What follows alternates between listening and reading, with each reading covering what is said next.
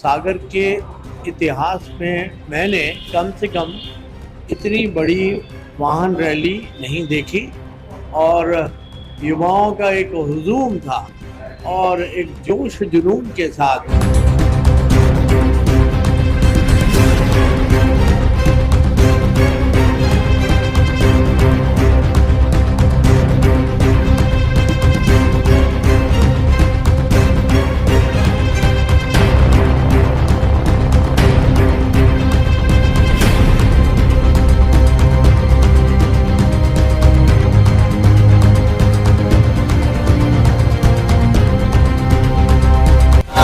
विधानसभा का महासंग्राम। असफलता एक चुनौती है, इसे स्वीकार करो। क्या कमी रह गई देखो और विचार करो। जब तक सफल ना हो नींद चैन को त्यागो तुम। संघर्ष का मैदान छोड़ यूं मत भागो तुम, क्योंकि यूं ही कुछ किए बिना जय जयकार नहीं होती। क्योंकि कोशिश करने वालों की कभी हार नहीं होती, कभी हार नहीं होती।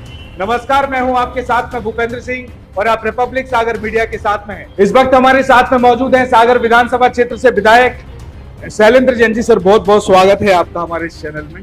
बहुत बहुत धन्यवाद सम्मानीय भूपेंद्र जी, और रिपब्लिक वी के लिए मैं बहुत धन्यवाद देता हूं, उनकी एक पॉजिटिव सोच के लिए और आपकी पॉजिटिव सोच के लिए। आज सर आखिरी दिन है चुनाव प्रचार का, इतनी बड़ी रैली निकल रही है, कल भी रैली निकली थी।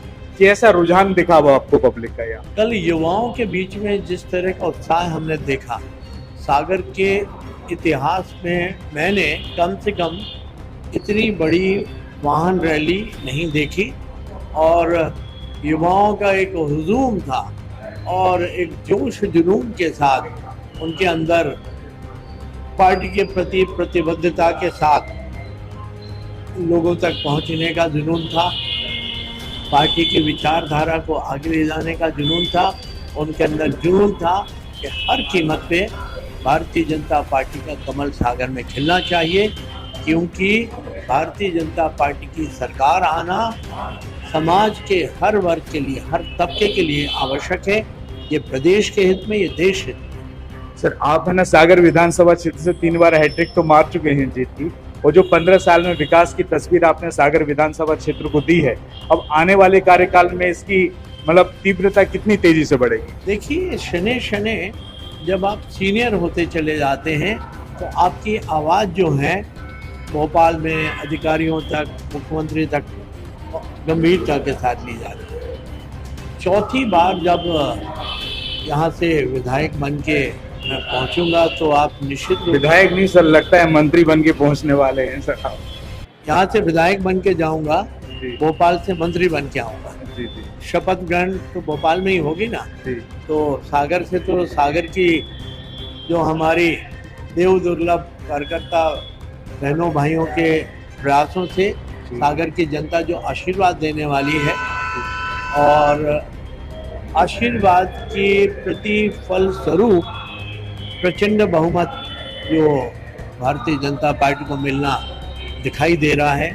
ये इबारत जो है दीवार पे लिखी हुई है, तो मैं ये मानता हूँ कि जनता तो विधायक बनाएगी, लेकिन हमारी पार्टी, हमारा नेतृत्व सागर को, सागर नगर को, सागर विधानसभा को अब निराश नहीं करेगा।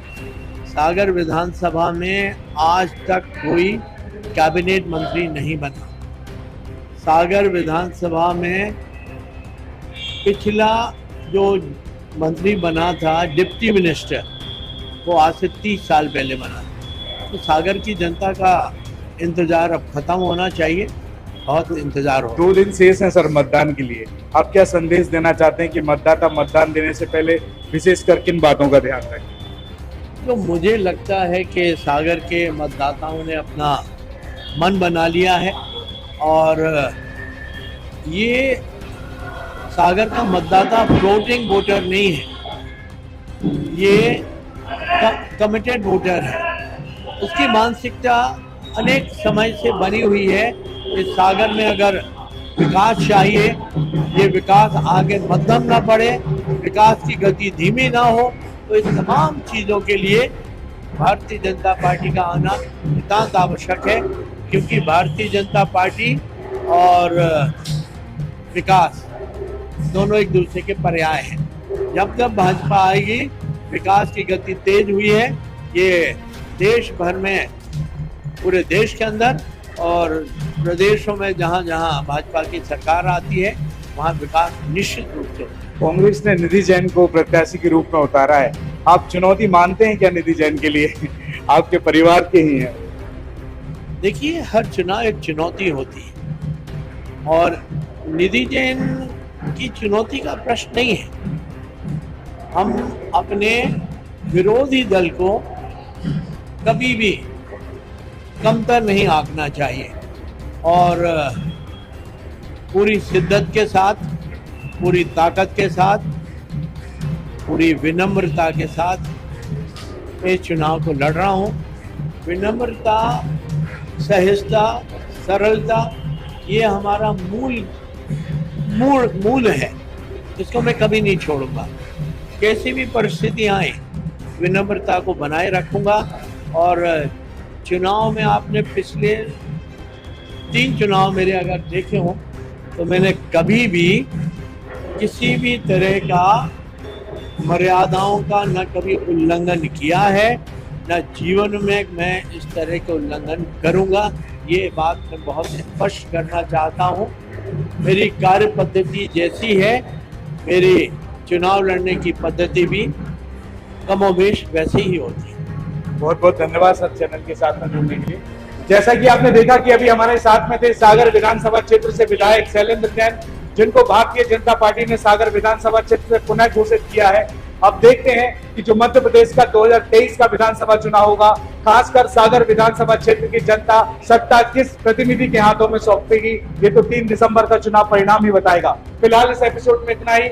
मैं भूपेंद्र सिंह, रिपब्लिक सागर मीडिया की ओर से आप सभी से विदा लेता हूँ। जय हिंद। बच गया बिगुल, बिछ गई चुनावी बिसात, किसका बजेगा डंका और किसकी होगी मार? सत्ता के सबसे बड़े रण क्षेत्र का हाल, विधानसभा का महासंग्राम।